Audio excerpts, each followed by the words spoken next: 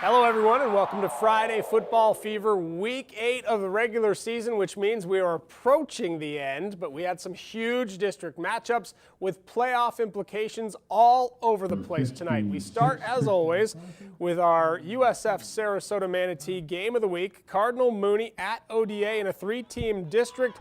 Every league game is enormous. This is the opening kickoff.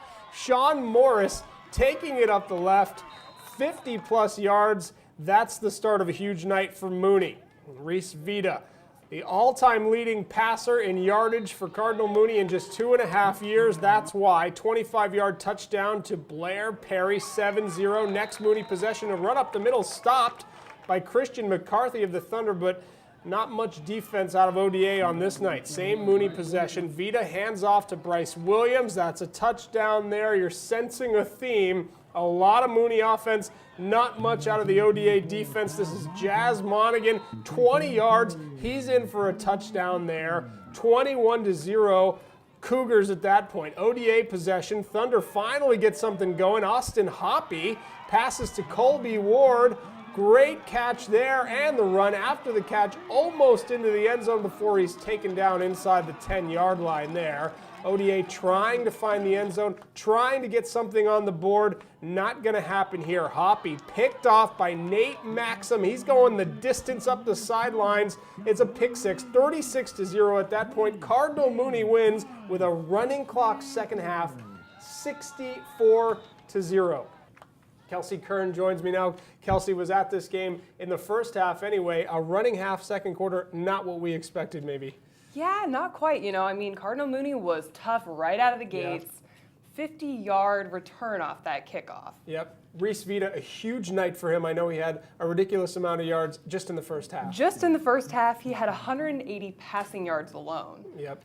And so he outgained ODA by himself basically in the first half. Right. They had 67 yards for the first half. Yeah, and just not much. ODA couldn't get anything going. What was the deal on offense for the Thunder? I did notice that they didn't have their normal starting quarterback in. Right. They had a receiver in. So. Yeah, Austin Hoppy in at receiver for the Thunder, so a tough night for him. All right, Kelsey, thank you very much. That was our USF Sarasota Manatee Game of the Week. We move on. St. Pete came into Manatee undefeated. This game was the de facto district championship. First quarter we begin. Circavius Williams fires a quick one to Kelvin McKnight. That's a first down there. Still in the first quarter, it's Williams to McKnight. Again, look at that catch over the shoulder into double coverage. You got to like that. Stay in the first. Green Devils ball there. Austin Causey to Jaquez Ivory. That's a first down. And then it's Kane's ball. Williams pass to Isaiah Goldie here up the middle. Manatee would pour it on late in this game and win easily, 52-31.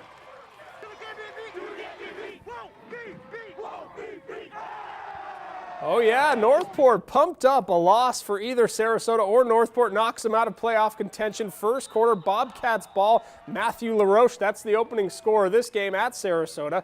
7-0 Northport. Opening Sailor possession. They move the ball well. Zachary Hawkins over the middle to a wide open Devin Logan. Big gain there. That's a first down. Led to this eventually Justin Austin. He's just a workhorse. Running back around the left side and in. Ties it up at 7. Sarasota goes on to win this ball game 28-13. All right, we will hit the locker room for a break, but still to come, Venice's big game at Largo. It was more of a baseball score. Charlotte at rival Fort Myers, Lakewood Ranch at Palmetto, and much more. You're watching Friday Football Fever.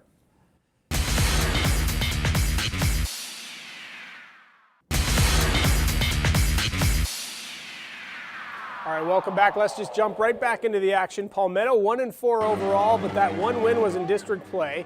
Lakewood Ranch is 1-1 in district, so this one was big. We begin in the first quarter. First possession, Sean Allison finds Simon Williams for a first down and then some. Williams, nice moves after the catch there. And we go back to the air. Allison launches one. Look at that spiral perfectly into the hands of Zayon Williams in the end zone for a touchdown. Kick is good, 7-0 Palmetto. Ensuing possession, Chad Rex, short pass to Davion Thomas. Little shake and bake and a big hit there from Elso Garcia Vallejo.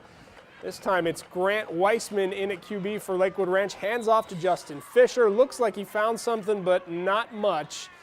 Palmetto on this night completely in control, winning this ball game 31-7. All right, Riverview and Palm Harbor University both 0-1 in district play. This was essentially an elimination game. First quarter, first possession for the Rams. Dominic Caldwell hands to Traquan Washington. That's a first down.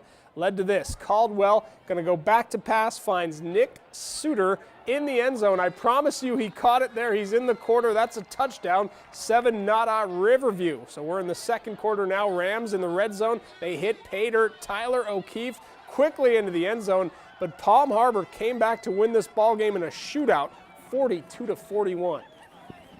Bayshore hadn't won a game all season. Huge underdog at Hardy, but that's why they play the games. Bruins win it 17-14. Dick Vitale would say, upset city, baby. How about Charlotte? Had beaten Fort Myers the last two times they've played, but the Green Wave are state-ranked and tough. Fort Myers takes this big district matchup 31-21. Tarpons can still make the playoffs, though, but they got to win ball games. Huge matchup at the top of 5A District 13. 2-0 DeSoto, 1-0 Southeastern District play. Second quarter tied at 7. Taj Jackson takes the snap for the Bulldogs, and he decides to keep it. Good decision. Outruns everyone for a huge touchdown, 14-7 DeSoto. Ensuing Southeast drive. James Thomas, quick out to Kevin Johnson there. Kevin Johnson's got some moves, taken down by a couple of players there, but not after a first down. Later, Bulldog ball, Jackson up the left side. Look at him hurdle the defender there before he goes out of bounds. DeSoto wins this game in overtime, a close one, 21-20. All right, Venice at Largo. This is the de facto district title matchup. We're going to start in the first quarter. Largo QB Donovan Hale drops back, fires, picked off over the middle by Venice's Sage Lee. Big play for the Indians, and Venice then facing a 4th and 3 on the Largo 20. Bryce Carpenter, the freshman, on the run. Oh, but the pass is broken up there. Next drive, we move. Jared Hewitt, he's going to go in and sack Lee. Indians get the ball back with good field position. This game was all about field position, not much scoring. Zach Carr, field goal, that's good after it was tipped, 3-0. Yes, you can see the scoreboard there late second quarter. And then Largo's O'Bain Higdon, 21-yard field goal, so that's tying it up 3-3 at the half. Again, we show you the scoreboard. I don't know why. Final 5 minutes, Venice's Sean Shippey sacks Hale deep in Largo territory on third down. That was important. Largo punting here, blocked by Bo Perkins in the end zone. That's a safety. Venice wins this ball game 5-3. No, I'm not talking about the Indians baseball team. That's the football score. And that ends Largo's 38-game district win streak and 9-year district championship run. Big win for Venice. All right, Port Charlotte heavily favored at Riverdale. Pirates would deliver. 30-7 is your final. A big and necessary district win for PC. Meanwhile, Lemon Bay went down to Cape Coral, just spanked Mariner 41-0. Huge Class 5A District 14 win for the Manta Rays. How about Bradenton Christian hosting Carrollwood Day? Second quarter we begin, 8-7 Patriots, but Dusty Peebles from the Panthers, he's going to change that. Look at the lengthy touchdown scamper out of Peebles, slicing his way up the middle and in for a touchdown, 15-14 Bradenton Christian at that point, but Carrollwood wins this one 48-35. How about Thursday? IMG Academy is hoping it can finally move back up in the national rankings. Ascenders got a high-profile, nationally televised win over another nationally ranked team on Thursday night, beating Jacksonville Trinity Christian 28-7.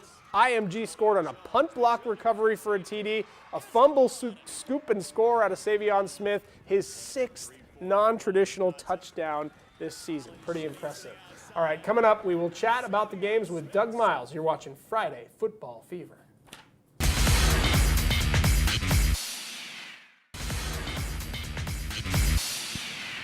All right, we welcome in Doug Miles from Southwest Florida High School Game of the Week broadcast. He calls the Game of the Week in an internet stream. You can find it on ustream.com or dougmilesmedia.com. Doug, I think we have to start with this baseball score up in Largo. Venice wins 5-3. It was ugly, but you know what? who cares? In honor of the World Series, why not Yeah, play a that's low-scoring right. game? But that's one I was looking forward to finding out the results. I've been up in Largo before when they played each other. It's a tough place to win. It is a really hard place to win, and it snaps a ridiculously long streak that Largo had over the district. 38 in a row. I mean, think of that. That's got to be almost a nationwide record. Incredible, 9 straight district championships, and now the Indians are on their way towards, they stay undefeated on their way towards another district title. Yeah, that's going to be, John Peacock's got that team.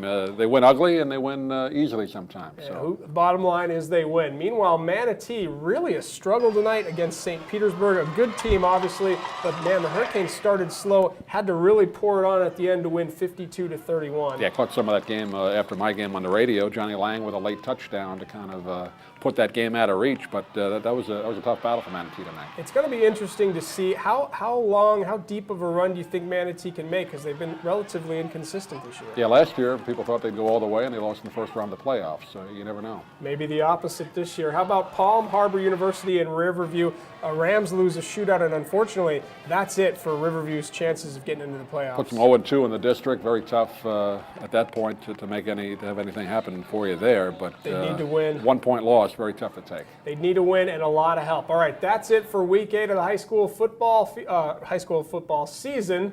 Thank you for watching Friday Football Fever.